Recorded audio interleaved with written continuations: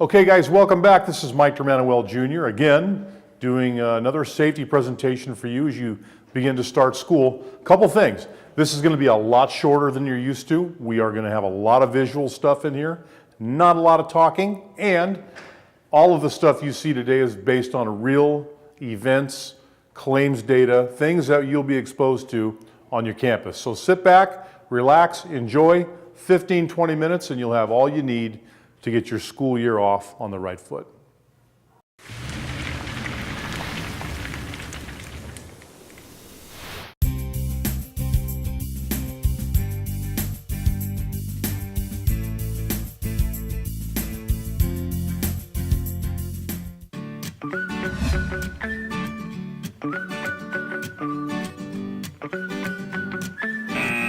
Not in my house.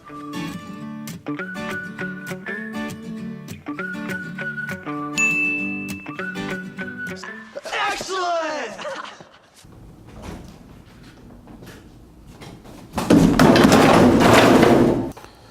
All right, if you've ever seen the Allstate commercials featuring mayhem, this is it.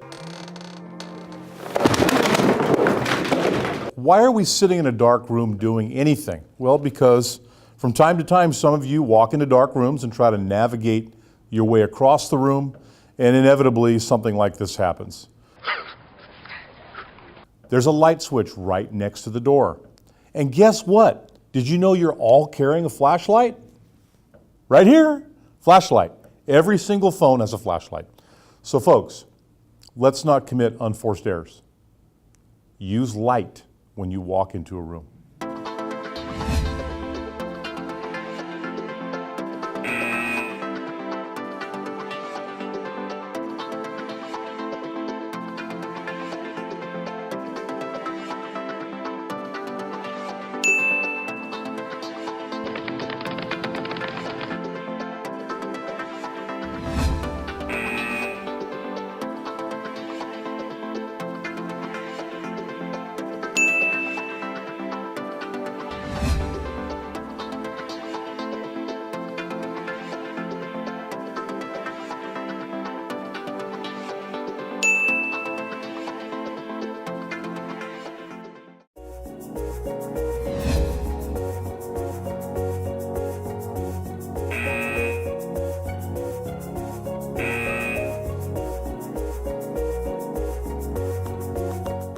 No.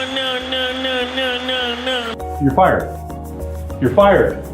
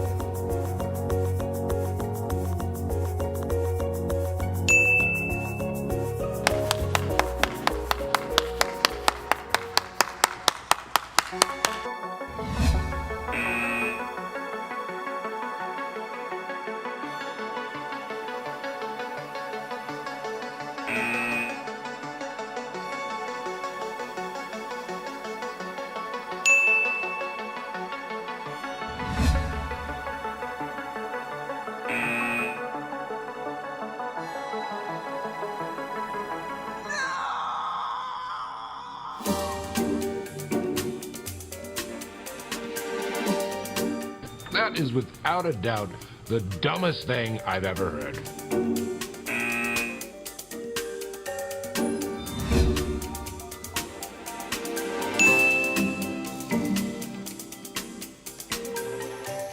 Yes! Yes! Yes! You know, you don't have to be a safety engineer to participate in self-inspection on your campus. Take a look at this, for example. This is the natural transition between classrooms. This stuff is put away perfectly, just fine. There's nothing to report here. But if you kind of look back over my shoulder, you can kind of get into the hallway and you can see that a couple of items have been left out. Now, these are the kind of issues you're going to want to do something about if you see them. My point is this: everybody can be participative in self-inspections on your campus. Most injuries occur in August, September, and January, when things are a little bit messy coming back. So be proactive. Don't walk past anything that might cause injury to yourself or to one of your coworkers.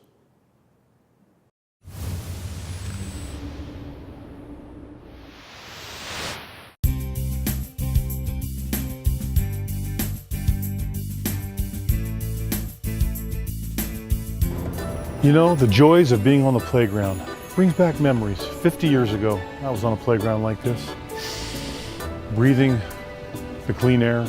And I know you have fun out here too when you work on the playground, but you know, you gotta be aware of flying objects. You really do. Don't laugh. It's a real hazard.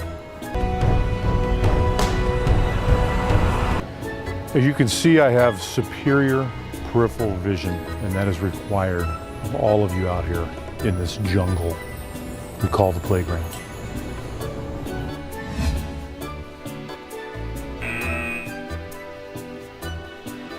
You embarrassed yourself.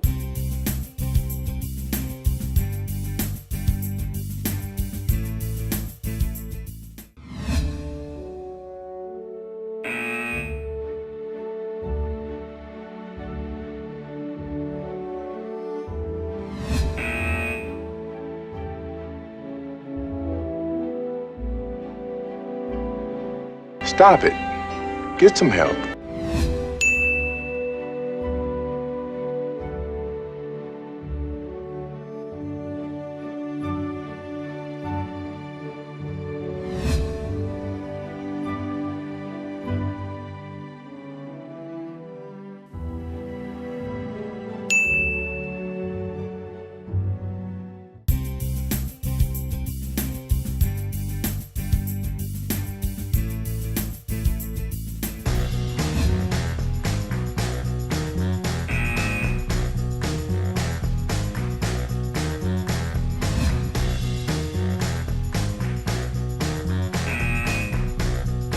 What are you? An idiot sandwich.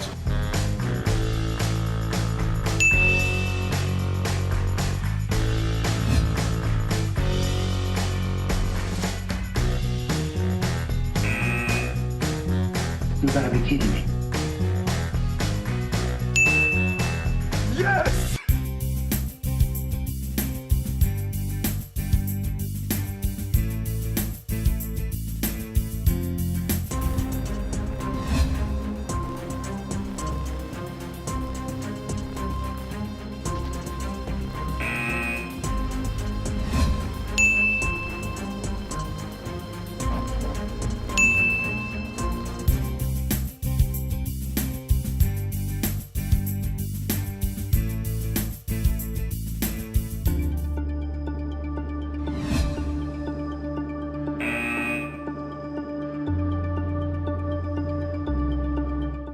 No!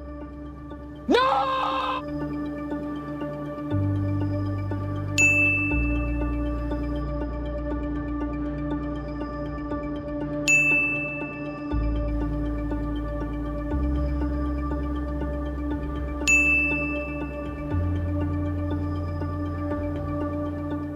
That's terrific.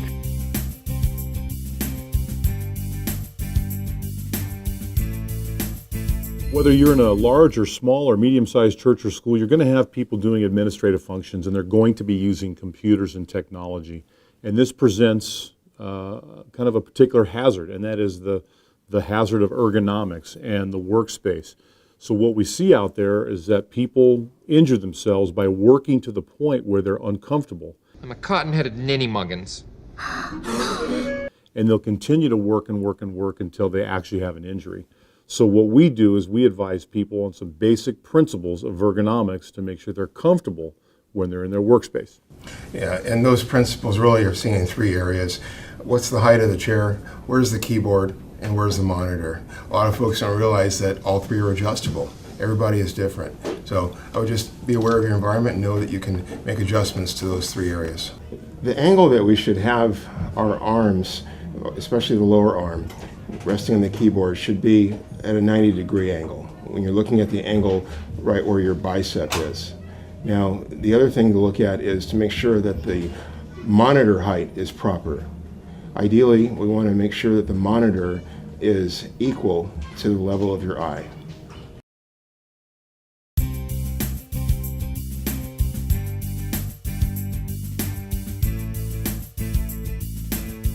been a lot of talk about heat illness and heat illness prevention plans. This is a CalOSHA requirement, as all of you are aware, but I wanted to discuss this once again because there's really three elements, really four: heat, water, and shade. There's the fourth element would be training, making sure that employees are trained on a regular basis to drink water, seek shade when they feel ill, and you can rest there. Really, when you're talking about water, one way to know if you're drinking enough water is to look at your urine when you go to the bathroom. If your urine is this color, then you're in trouble. Stop what you're doing, go get water. Now go get me a juice box. You know who you're talking to. The screen you're looking at is how well are you hydrated, and you can see that 1, 2, 3 you're well hydrated. 4, you're getting into a problem area. 6, 7, 8 is a time that you should stop what you're doing and drink water immediately. This is a good guide to use when you go to the bathroom to see where you're at in terms of being hydrated or being dehydrated. And heat illness, we're concerned with heat exhaustion and heat stroke. If somebody is suffering from heat stroke, that's an immediate emergency, has to be taken care of right now. Put ice packs under their arms or in their groin area to make sure that, that you can cool that person as soon as possible.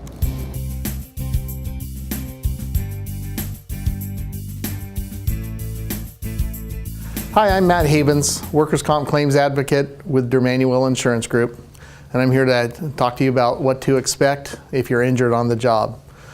The first thing you want to do is report your injury immediately, and one of the reasons we want you to do that is so that we can get you appropriate medical care so you get on the road to healing that much faster. Once you have done so, the workers' comp process begins. We want you to seek medical care, do what the doctor is telling you to do so that you can get better and recover as quickly as possible. That's what I'm talking about. You can expect to hear from administrators to explain the workers' comp process and answer any questions you may have about which workers' comp benefits you are eligible for. If you have questions, Question: what kind of bear is best? Please communicate those. Let your employer know. We want to get you the benefits you deserve, and we want you to get better as quickly as possible. Okay, as promised, we've in a very short period of time covered most of what you'll face on your campus as you're trying to remain safe. And we've shown you some vignettes and some scenes that really are the reality of working at a church and a school. And so armed with this information, you should be able to go the entire year without getting hurt. If you need additional resources about safety, you can contact our office, visit our website at www.dmig.com. Contact anybody on our staff. We'll be happy to help. Thank you and have a great year.